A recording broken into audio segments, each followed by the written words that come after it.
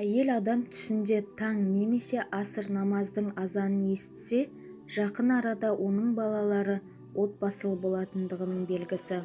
Әйел адам түсінде азан даусын естісе, қызы тұрмысқа шыққан болса, қызының жүкті екендігіне және жүктілігі жеңіл өтетіндігіне ишара. Әйел адам түсінде азан даусын естісе, көп жақсылық көретіндігіне ишара. Әйел адам түсінде азан даусын естісе, басындағы қайғысынан арылатындығына ишара.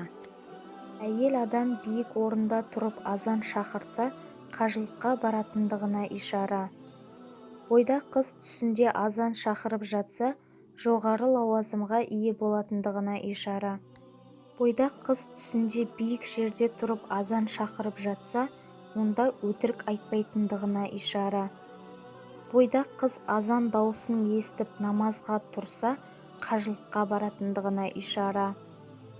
Бойдақ қыз түсінде мешіттегі мұнараға мініп азан шақырса, бір жаманшылық болатындығының белгісі. Бойдақ қыз түсінде азан шақырылып жатқанын естісе, бірақ тыңдағысы келмесе, күнә жасап жүргендігіне ишара. Күнәларын тоқтатпаса, жаманшылыққа ұрынатындығының белгісі. Бойдақ қыз түсінде күйеуінің азаншы екендігін көрсе, жақсы адамға тұрмысқа шығатындығына ишара.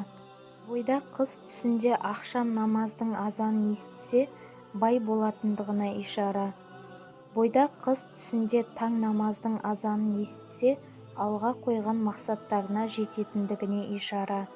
Тұрмыстағы әйел түсінде азан шақырып жатқанын естісе, бір қиыншылық болатындығының белгісі. Алладан жеңілдік сұрау керек. Тұрмыстағы әйел түсінде күйеуінің азан шақырып жатқанын естісе, күйеуінің жақсы өмір сүру үшін, әйелі мен отбасы үшін көп еңбек жасап жүргендігіне ишара.